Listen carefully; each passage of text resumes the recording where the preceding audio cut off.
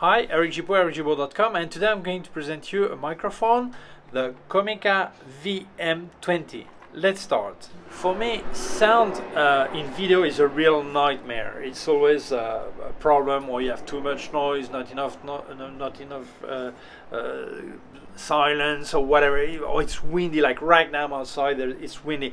What I'm recording right now is not with the Comica microphone. I do the conclusion with it and the test with it, obviously, but I'm recording right now with another microphone so I can do the unboxing. Okay, so basically this is a shotgun microphone, cardioid type. It means you get the sound that comes towards the microphone in front of it, but not in the back, not on the side. It cuts out interference sounds. Okay, you also have a connector. You can use it for camera or for smartphone, and you have low cut filters, so it actually stops the bass, the low sound that could bother. You have a low cut filter of 75 and 150 hertz.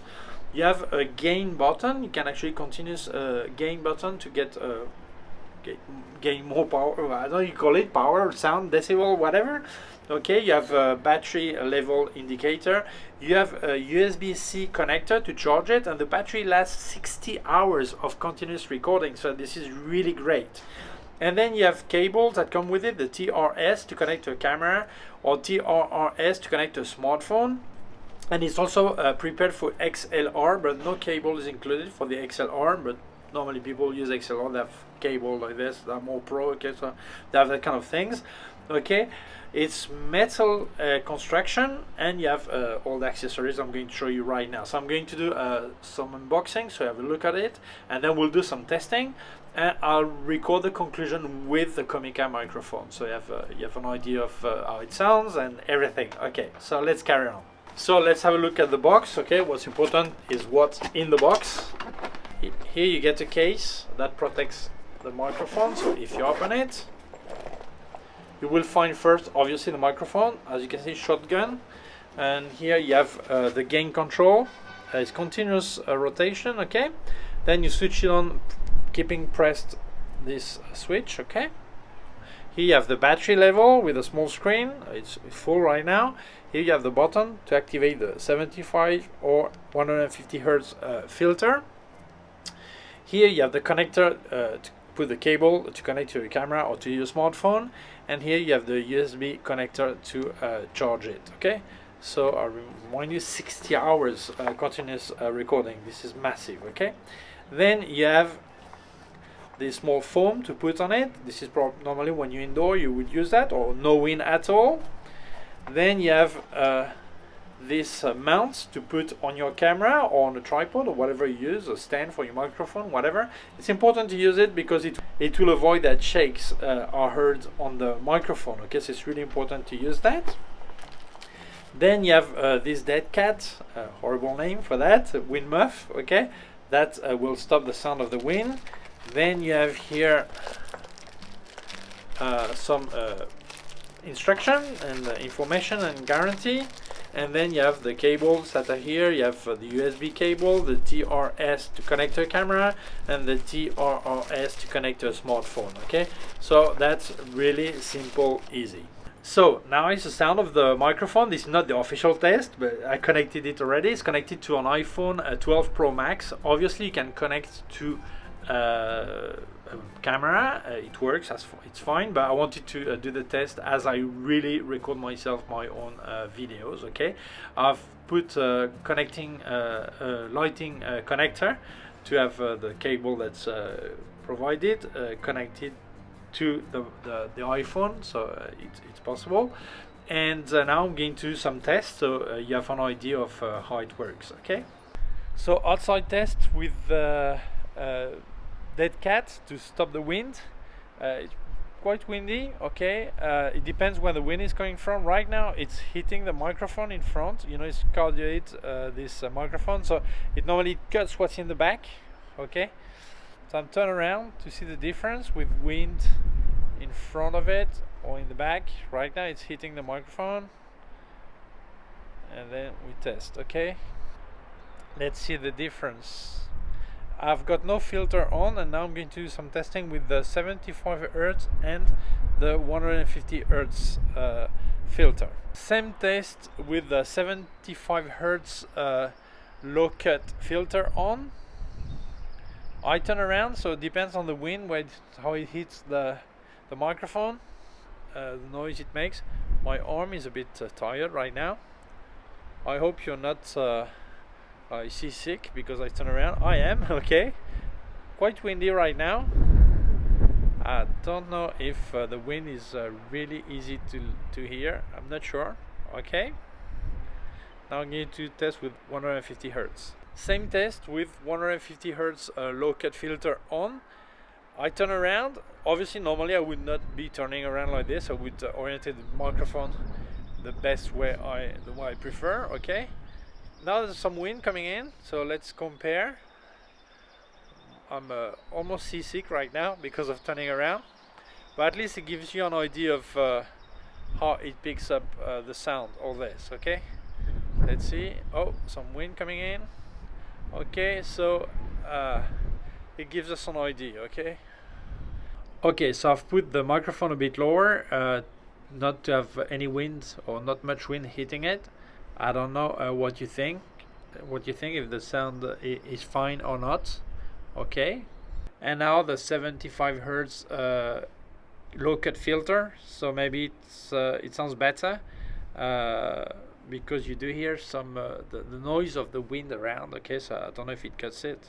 So now with the 150 Hz low cut filter activated, I don't know if you hear much wind, if it's better or not. I'm not sure. That's a big problem for me in the Canary Islands. It's always windy, and this is a real problem for the sound. Okay. Right now, I'm doing indoor without the dead cat to cut the wind. I've got the normal foam, okay, the black one that comes with it. Color doesn't really matter. It's just the foam, okay.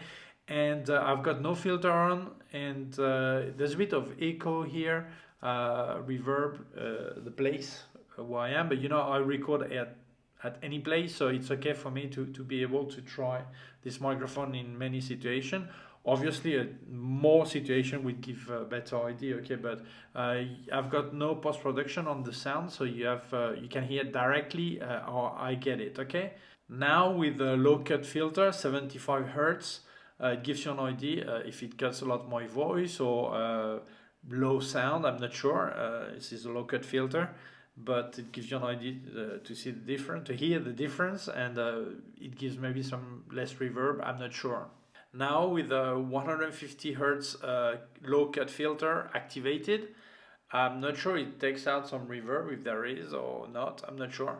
So listen, and it gives you an idea how it sounds. Okay, so let's listen now. Okay, so let's carry on. So now a new test. I'm not stuck against the wall, so I think there is less echo, less reverb, and I've got no filter on, so we can compare. And now I'm going to do some more tests with the filter on. So now with the 75 Hz low cut filter activated, I'm not against the wall as I was before, and the sound was, maybe it was on the shelf, the microphone, so maybe the sound had a lot of reverb. So we can compare right now with the 75 Hz filter activated.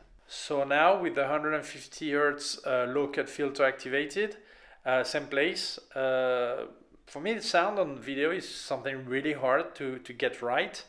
And well, it takes some time until you know exactly the setup, the setting you want, all this. But right now you can compare with the 150 Hz filter activated. I've opened the door, so I think there is less reverb. I'm not sure. It's always hard to know where the sound is bouncing. This place is not prepared for sound recording anyway, but it gives you an idea. I've got no filter activated, so we can have an idea right now. Now with the 75 Hz low cut filter, I don't know if you can hear any difference. To me it sounds okay, but I'm not sure. I think there's not much echo with the door open. I'm not sure. Okay, I'm halfway between the floor and the ceiling, so it's hard to know. Okay. So now with the 150 Hz sound low cut filter, and let's see if you can hear any difference. But it's always hard for me to listen all this. Okay, so I hope you like it and the sound is okay to you. Okay. So conclusion. Well, I like that microphone. I really like the way it's presented. The box, the case that protects it is really important because microphones are fragile. They have things that vibrate in there, and you should not hit it. So it's good that you have a good protection to transport it. I think it's good. One thing I didn't like that much, but I've got no idea. I'm not a sound engineer. I'm not a DJ. I've got no idea. Is the gain button is continuous, and probably is what this jockey and sound engineer like, to be touching button all the time. But for me, I would like to have some kind of lock, you know, because accidentally you touch it and then you lose your setting. So maybe you move your camera or you move the microphone and then you lose it. So I would like to have it fixed. But probably sound engineer will tell me, no, you should never have that with the small locks. Okay, so okay, no idea. Just I speak for myself. Okay, but the quality sounds really good to me. And from now on, I'm going to use this microphone to record my YouTube videos. At least when I'm not using a lapel microphone, but when I use a shotgun like this, I will use that. And I think it's really recommendable. Actually, if you're interested, I'll leave you the link of the Amazon shop where you can actually get it. And if you feel it may interest other people, please share the video on social networks. If you have not done it yet, please subscribe to my YouTube channel. There's a small button down here, a small bell. If you click on the bell, get notified when I upload a new video. My website, ericgibaud.com. If you have any question, can leave a comment below. I'll also leave you links of my gear on Amazon, links to other parts of my YouTube channel, and also a link to my PayPal account in case you wanted to make a donation.